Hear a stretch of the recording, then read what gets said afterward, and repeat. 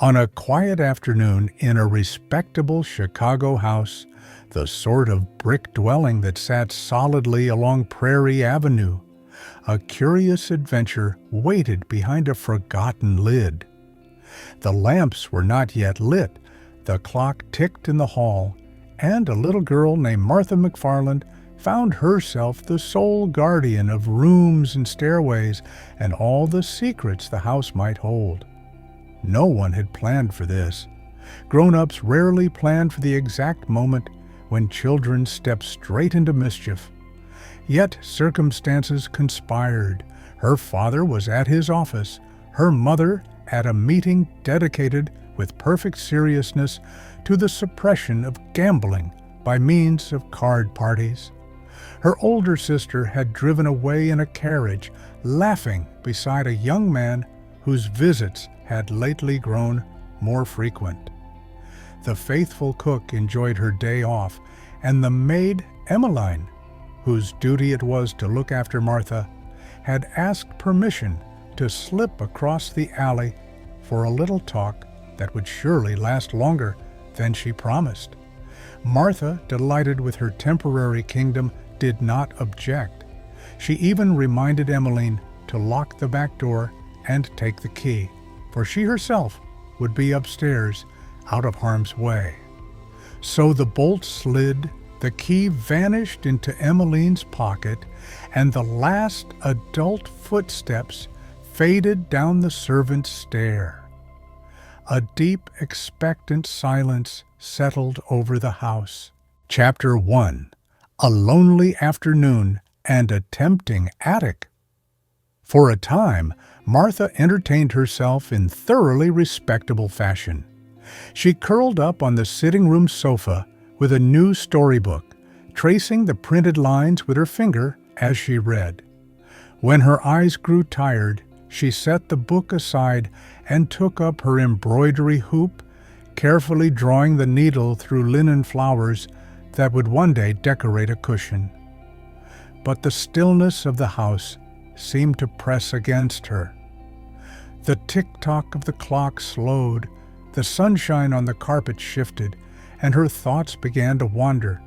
She gathered her 4 favorite dolls, Rose, Clarissa, Little Jim, and the one with no name left at all, and arranged them for a visiting day, complete with imagined tea and polite conversations.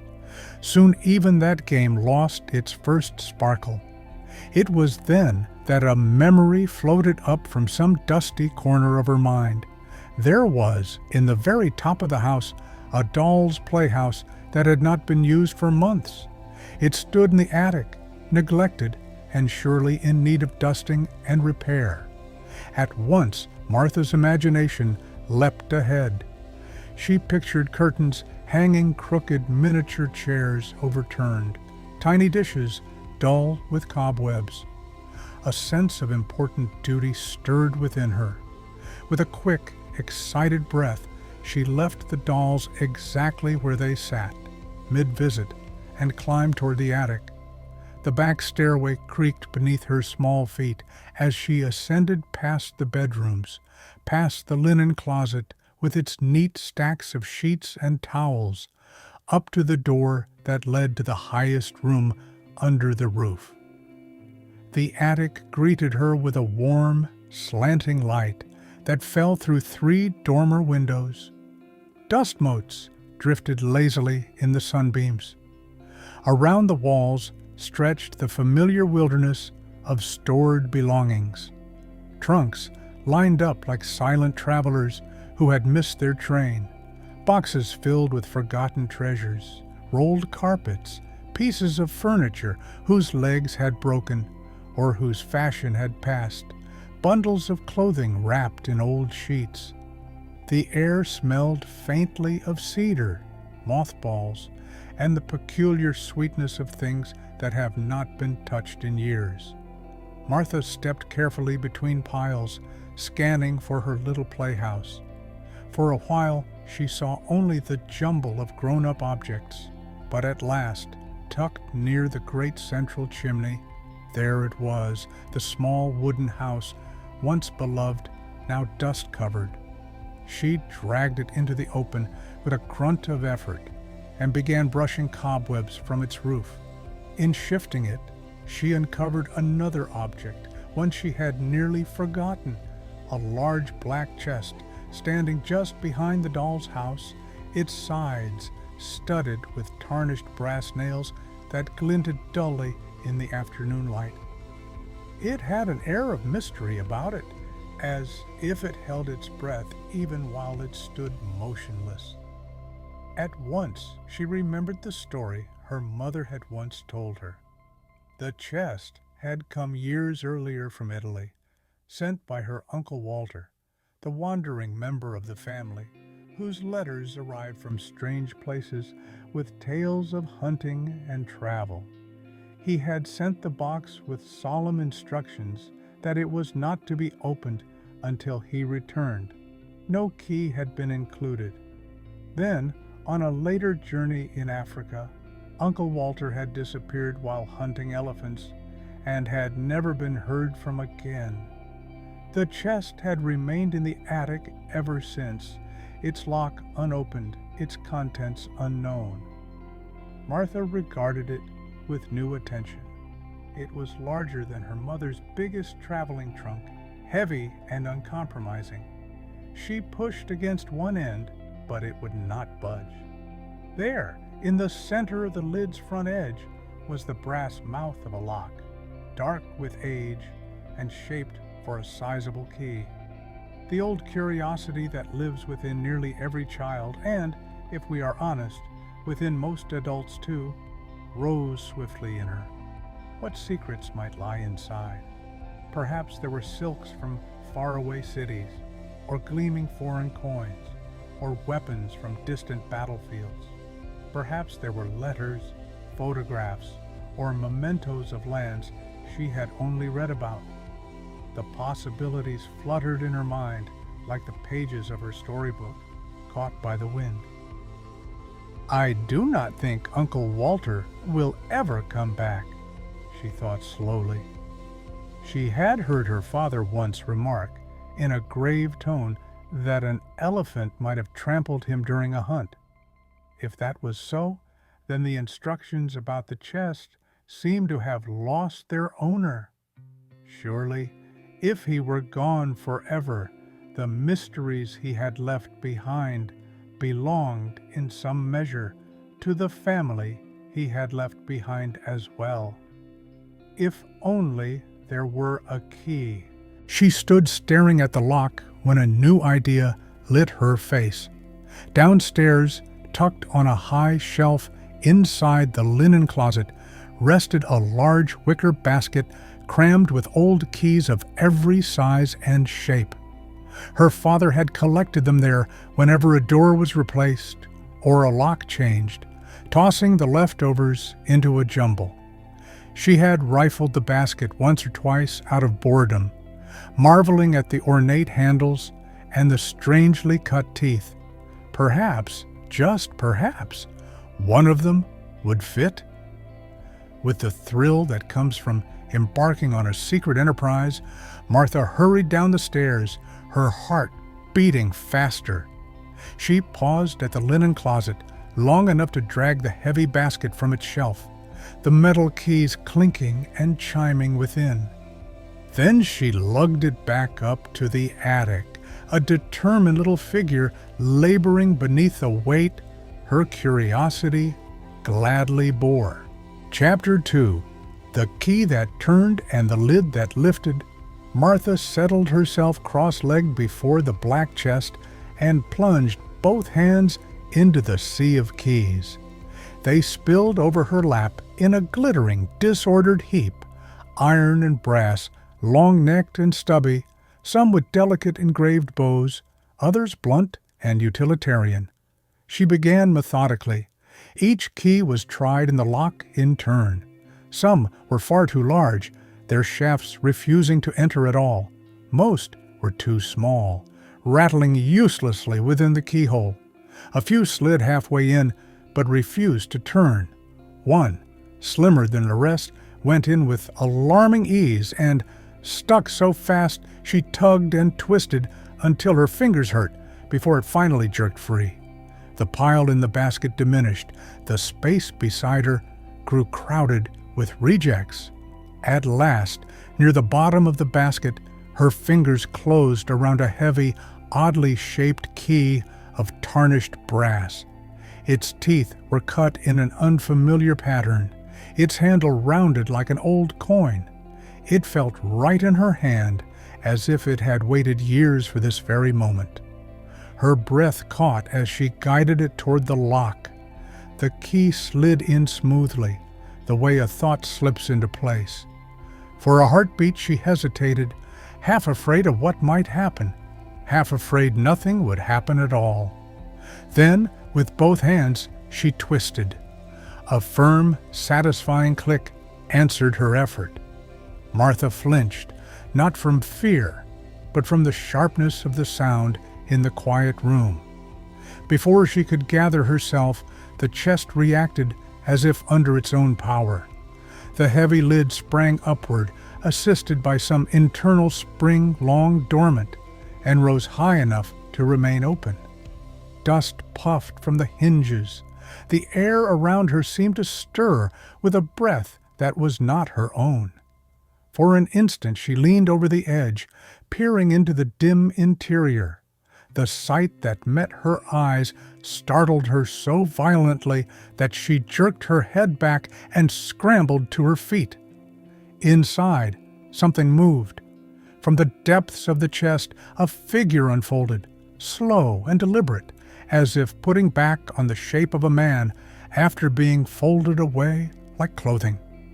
A pair of boots emerged first, then long legs clad in sky-blue satin trousers studded with silver buttons.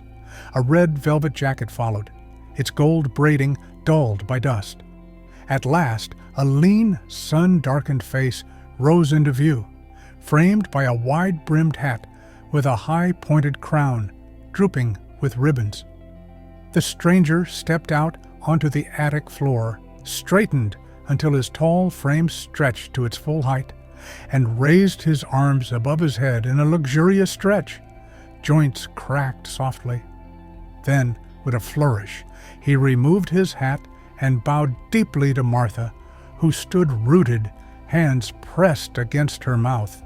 Before she could decide whether to scream or run, a second man crawled out of the chest. He was shorter than the first, broader in the shoulders, and he yawned as he emerged, rubbing his eyes in a gesture so ordinary it seemed absurd, coming from the depths of a trunk. His clothing matched the first man's: velvet jacket, silk breeches, bright ribbons at the knees, and a hat bristling with streaming bands of color. A third figure struggled up from the bottom of the chest. This one was short and round, his jacket straining slightly across his middle. Like the others, he had a deeply tanned face, black, gleaming eyes, and a long mustache curled at the tips like the tail of a pig. The men were remarkable not only in appearance but in armament. Each wore at his belt a row of knives with beautifully carved handles and polished pistols that rested within easy reach. Great gold hoops hung from their ears. Their presence transformed the mellow attic into a scene from one of Martha's more alarming adventure tales. They blinked around at the boxes and trunks, taking in the unfamiliar landscape of stored American household goods. Then the stoutest of them, adjusting his jacket over his ample stomach, turned to the tallest with a grumble. What he said made clear that they had not expected the journey to be quite so cramped. The thin man replied in a tone half apologetic, half resigned, blaming the chest's tight lid for pressing them together.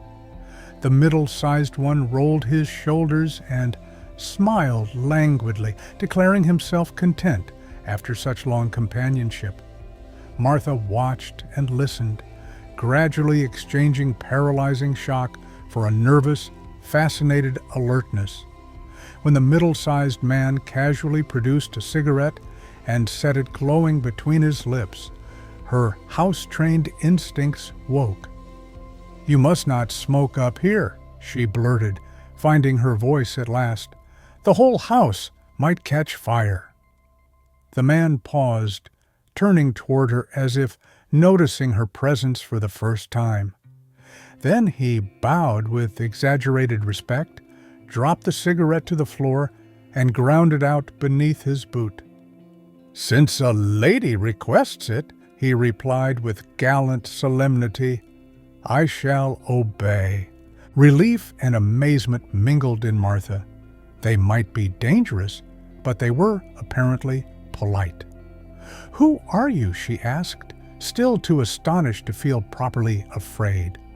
The tall man swept his hat in a graceful arc. With a flourish, he introduced each in turn. The stout one, he said, was Luigi. The middle-sized man answered to Benny. He himself was Victor.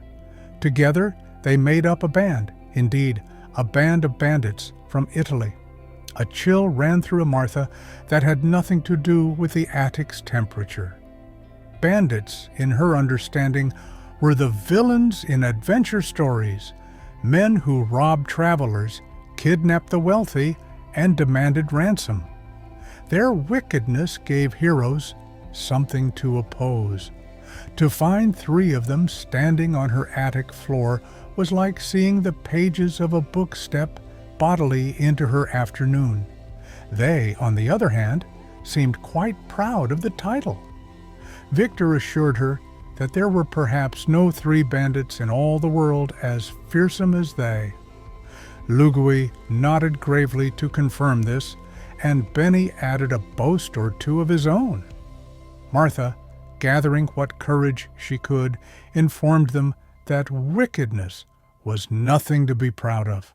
Her simple rebuke had an unexpected effect. Victor colored and lowered his eyes. Benny inhaled sharply, looking as if she had struck him. Luigi covered his face with his hands, muttering gloomily.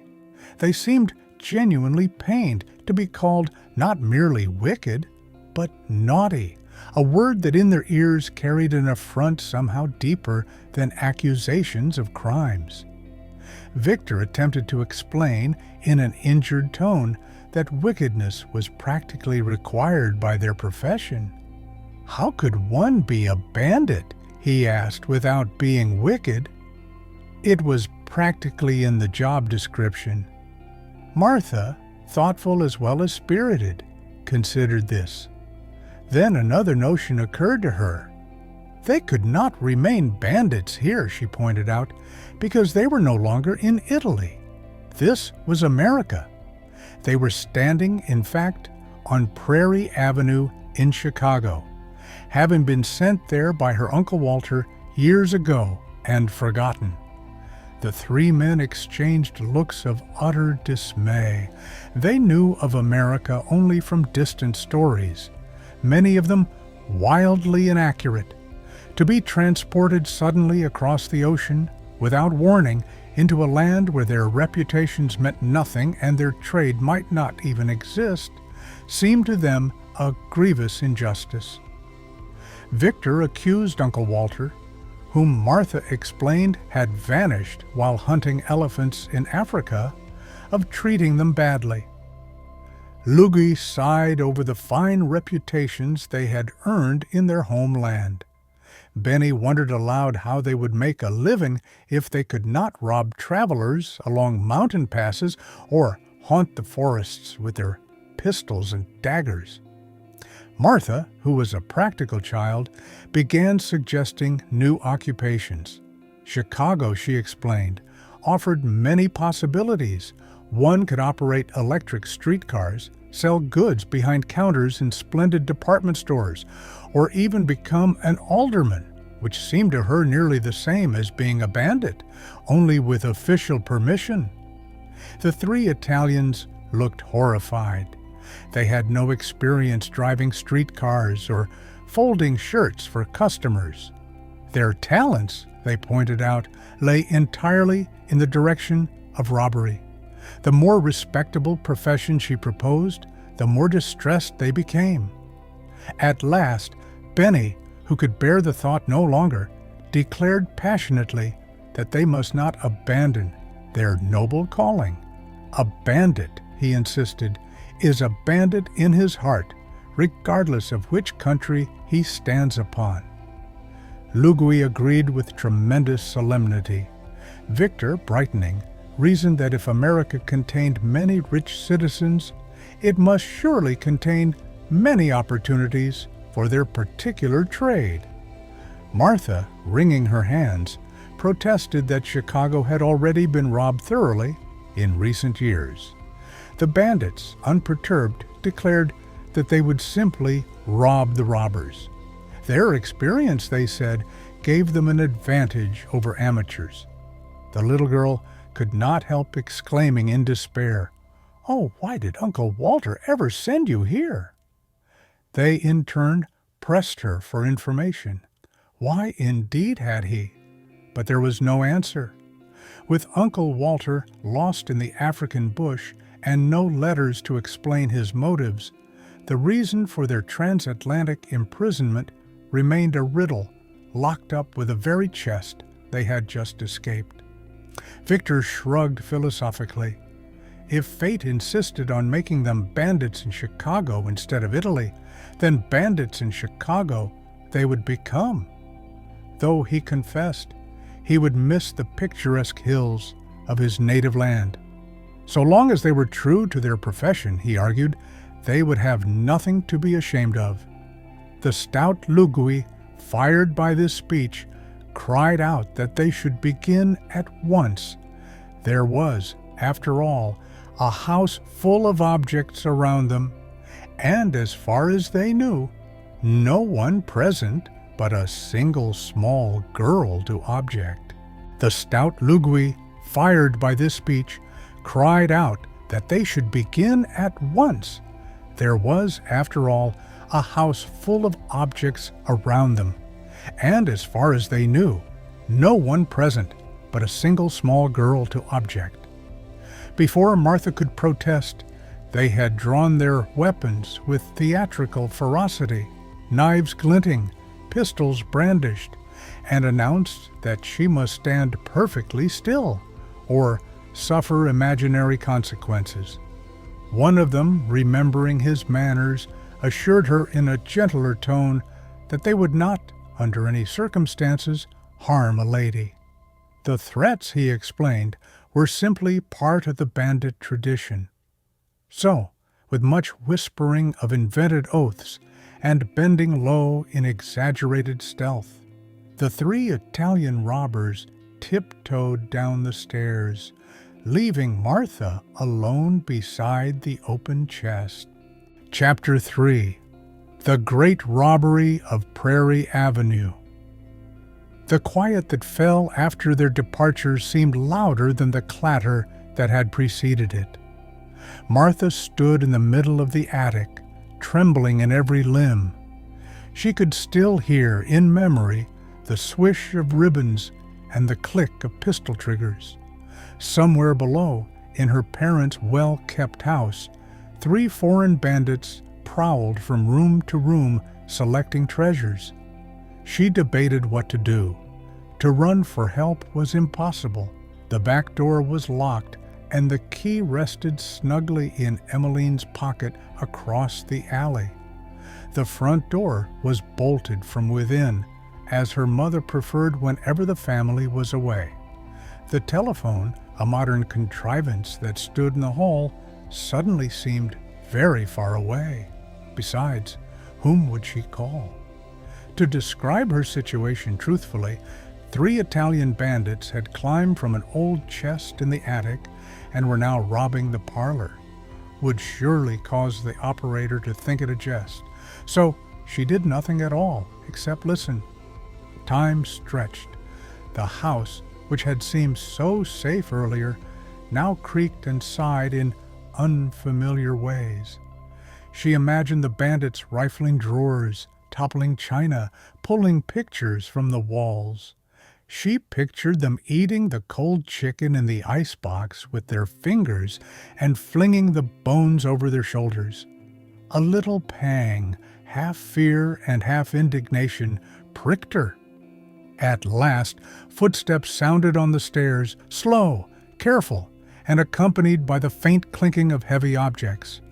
One by one, the bandits reappeared, climbing back into the attic like victorious soldiers returning from campaign. Each staggered under an armful of loot. Lugui arrived first. In his broad arms, he balanced a towering heap of Martha's mother's evening gowns, silks and satin spilling color over his shoulders.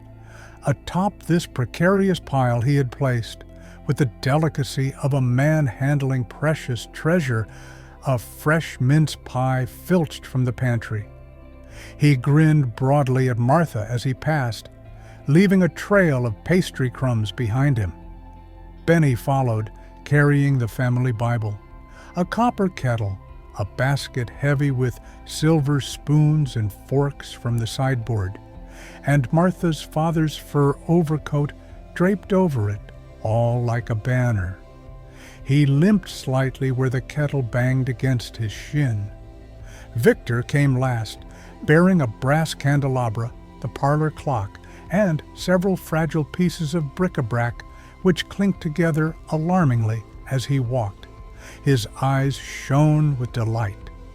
They dumped their burdens in a triumphant heap on the attic floor.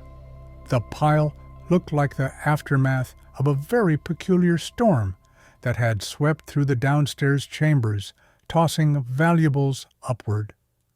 Victor wiped his brow with satisfaction. It was, he declared, a most pleasant sensation to rob again after such a long confinement. Benny, endeavoring to echo the sentiment with a flourish, managed to drop the copper kettle squarely on his own toe, whereupon he hopped about in pain, muttering rapid phrases in Italian that Martha suspected were not words a polite child ought to learn. Once Benny had recovered enough to sit, Victor drew his dagger with a flourish and neatly cut slices from the mince pie. Each bandit took a generous wedge, eating with gusto and proclaiming the superiority of American pastry over any they had tasted abroad. They even offered Martha a piece, but she shook her head, appalled that they should eat stolen dessert. When the pie had been reduced to crumbs and the bandits were licking their fingers, Benny leaned back against a trunk and mused aloud that what they really needed now was a cave in which to conceal their treasures. In Italy, he explained for Martha's benefit, every respectable band of robbers possessed a secret hiding place in the mountains. There they hoarded gold and goods, emerging only to plunder passing travelers. Martha thought quickly.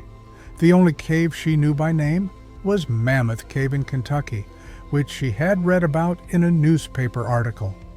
She informed them of its existence, adding that it would require a long journey by train to reach it.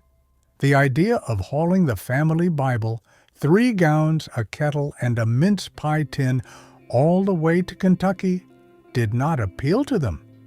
They were still debating alternatives when an unexpected sound cut through their conversation. From somewhere far below came the sharp ring of the front doorbell, traveling up through floors and staircases to echo faintly in the attic. The effect on the bandits was electric. All 3 leapt to their feet, drawing daggers with motion so quick they nearly skewered one another. Victor demanded to know, in a strained whisper, what enemy approached. Martha ran to the nearest dormer window and peered down into the street. Her heart eased. It was only the postman in his uniform, dropping a letter into the box before turning away. No police, no angry relatives, no returning household. Yet the bell had lit a spark of inspiration in her mind. She turned back toward the bandits, pressing a hand dramatically to her throat. "It is the police!" she cried, in a voice of carefully manufactured terror. The reaction was everything she had hoped. The three men froze, eyes wide. Loogie's mustache trembled. Benny swallowed audibly. Victor's dagger wavered in his grasp. "How many?" Loogie asked, his voice quavering. Martha pretended to count on her fingers, making her eyes big. 112, she declared. The bandits groaned in chorus. Benny announced that they were doomed. No three men, however brave, could fight so many and live. Victor, shivering, demanded to know if the police were armed. "Of course," Martha said promptly. She listed their imaginary weapons: guns, swords, pistols, axes, and, after a swift pause for effect, cannons. At this, the stout Loogie staggered as though already hit. Benny muttered that he preferred a quick death to slow torture, having heard that Americans were in fact painted savages of legendary ferocity. Victor looked as if he might faint. Martha's conscience gave a small twist. These men, though thieves, had shown her a certain rough courtesy, but necessity hardened her resolve. "You are my friends, are you not?" she asked them with grave earnestness. They rallied at once, eager to affirm their devotion. Victor declared himself utterly devoted. Benny cried that they adored her. Loogie, seeing the melodrama of the moment, proclaimed that they would gladly die for her. "Then I shall save you," she said. Their eyes shone with desperate hope. "How?" She pointed at the great black chest. "Crawl back into the box," she instructed. "I will close the lid and lock it. The police will never think to look inside, and you will be safe." For a moment they hesitated, glancing longingly at the pile of plunder. Yet fear of cannons outweighed greed. With murmured thanks, Loogie clambered into the chest and lay flat on the bottom. Benny wedged himself beside him, twisting to fit. Victor, after a last gallant kiss placed on Martha's hand, climbed in last, curling himself carefully on top of the other two. Martha hurried to push down the lid, but the chest resisted her. Where it had leaped open earlier with such enthusiasm, it now balked at closing. She pressed with both hands. The gap shrank, but did not vanish. "You must squeeze down farther," she commanded. From the depths came Loogie's muffled groan, and a strained assurance from Victor that he was doing his utmost.